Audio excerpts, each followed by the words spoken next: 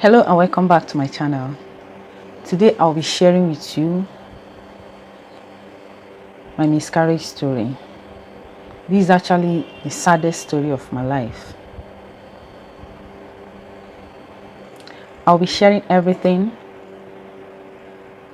how it started, how it was, and how it is going. I'll try my best to see if I can finish it in this particular video, but if I didn't, that means it's going to have another episode.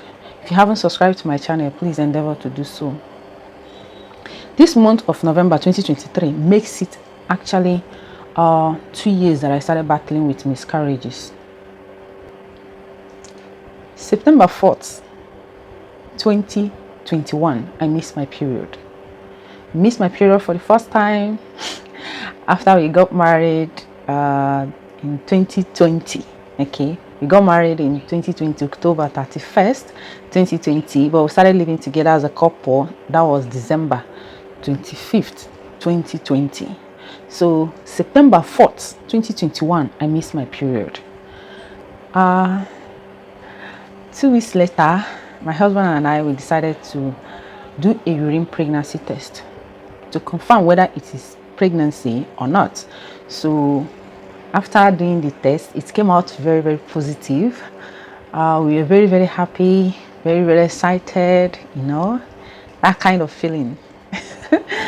So a few weeks later, we decided to visit a hospital to see a doctor, which we did. And when we met with the doctor, she recommended I should do some laboratory tests and also a scan, okay, which I did.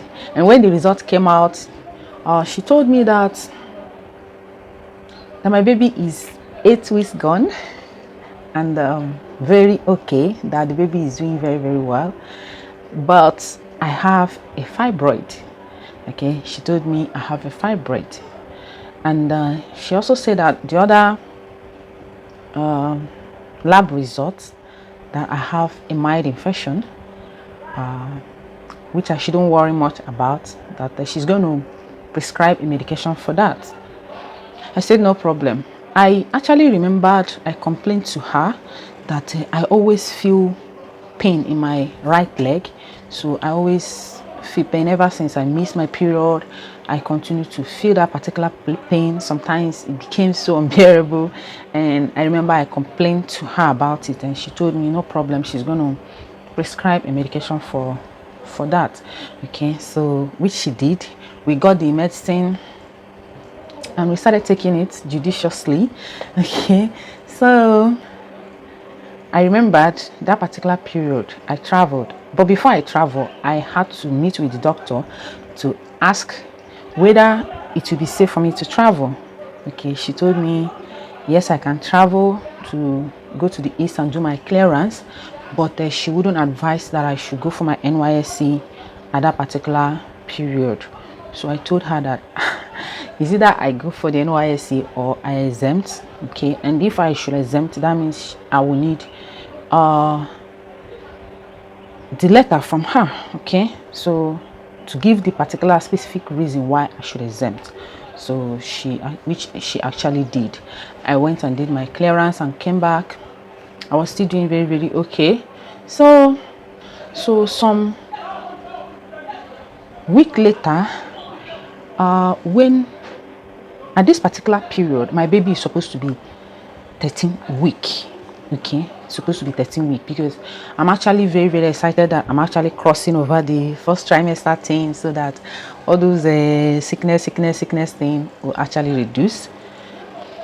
So something happened one night like that. I had a sharp pain on my lower abdomen. I had a sharp pain.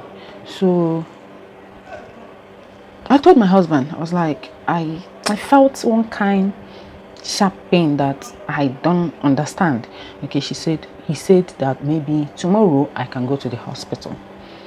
Then the midnight, that particular same day, I used the toilet as usual, because you know in your first trimester you'll be peeing like tomorrow no day. So I went to use the toilet as usual, and when I wiped, I found blood.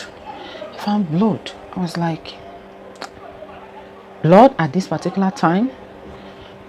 But the blood wasn't actually much, it was small. So I googled about it, and all I keep on saying is that you should go and see your doctor. It might be implantation bleeding, it might be this, it might be that, it might be a red alert for miscarriage. So my mind didn't actually go for the miscarriage part, but all I know is that I wanted to go to the hospital to know if my baby and I were okay. So I left the following day. Following morning, I prepared and rushed to the hospital, and I told the doctor what happened, and then she requested that I should run another scan, okay, which I did. But this time around, something happened. I was lying down, and the radiologist was doing it. Was taking a lot of time, because the first scan that I ran, it didn't take long, and everything was done. But this man was taking quite a lot of time, and I asked him, "Sir, is everything all right?" And he told me he cannot find the heartbeat. I was like, I don't get it. What do you mean? He told me that he cannot find the heartbeat. He's still looking for the heartbeat, but he cannot hear the heartbeat.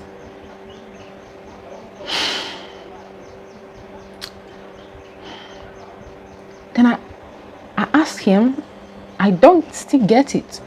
What do you mean by you cannot find the baby's heartbeat? Then this man started asking me some questions like, have I been stressing myself? Am I on any medication? What kind of drug am I taking? That kind of questions. And I was like, I don't get it.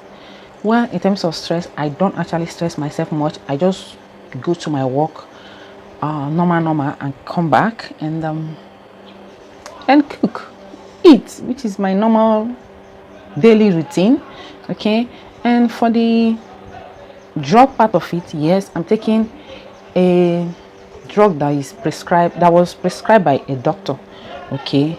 It says it's for infection, and I also complain of leg pain, and I don't know. She told me I have a fibroid. I don't know whether the medicine is for all those things, but all I know is that this is the medicine I'm taking, and it was prescribed by the doctor. So she told me that he just wants to advise me that the fibroid in my body is not big. It's true that I have a fibroid, but the size is not that big to be worried about, and the position can never stop me from giving birth. So I should not worry about that fibroid issue. Okay. And he also told me, because he's a man, okay, he told me that in my first trimester, if I should take in again, I should not take any medicine at all except prenatal vitamin. That even if I want to treat anything, it shouldn't be in the first trimester. That first trimester is very, very delicate. That is only prenatal vitamin I should be taking in my first trimester. This is what this man told me, but I said, okay, then what about my baby? I've listened to your advice. Maybe I should stop taking that particular medication. By the way, that particular drug has actually finished at that particular point. Is remaining the prenatal vitamins. So maybe I should even stop taking anything. Then what happened to my baby? How is my baby doing? Then he told me that the truth is that he cannot find the heartbeat. 1, 2, that my baby is supposed to be 13 weeks, but what he's seeing there is 11 weeks. My baby is reading 11 weeks. So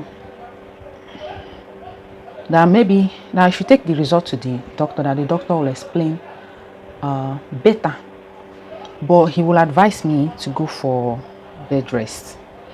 So I said, okay, thank you so much. So I left to the doctor, and when I met the doctor, oh my goodness, I was highly disappointed. This doctor that I'm talking about is a woman. She's a woman, but she didn't even think about my feelings or anything. Immediately this doctor saw the results, okay, because me, I don't understand anything that is written there. I saw miscarriage, I saw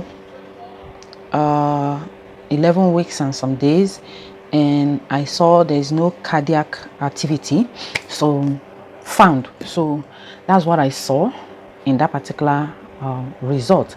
And when I handed it over to the doctor told me that that my baby is dead. I was like, I don't get it. She said that I should reach out to my husband to know when I will start the procedure. I said, which procedure? He said that they need to evacuate the baby. I was like, which baby? I don't get it, doctor. I don't understand what you are talking about. Right now, I still feel like I'm pregnant. I still feel all the signs of pregnancy still in me. Okay, so my baby, nothing happened to my baby. Nothing happened to my baby. I started crying, and I started crying. When I started crying, and she saw how down I am, I was crying. Why would you tell me that? My baby is gone. Evacuation, just like that. And at that particular period, she actually realized that she was very, very, harsh and mean to me. And she told me that she's sorry, but according to the results, I have a missed miscarriage. And when a woman have a missed miscarriage, you will still be feeling the symptom of pregnancy. Okay, you will still be feeling like you are pregnant, but the truth is that the baby is no longer there. That if the baby is there even at 11 weeks, the heartbeat should be very, very visible. Okay, so but what we will do is that let's give it like 2 weeks. No, he said 1 week. Okay, that after 1 week I should come back, but this particular 1 week I should just be on bed rest. I should not stress myself. I should not stress myself in any way. I should just be resting, eat, take my bath, and I will rest. That if the baby will survive, that within 1 week or more than that, we will actually find out. But if the baby will not survive it, or if the baby is dead already, we will actually know by then. So I told her, I think I prefer this option. Because I still feel like my baby is there. Okay, so and I left. That day I didn't go with my husband, and I think that was the biggest mistake, because for me to go home from the hospital, oh my God, it's just like he's an empty human being that is working.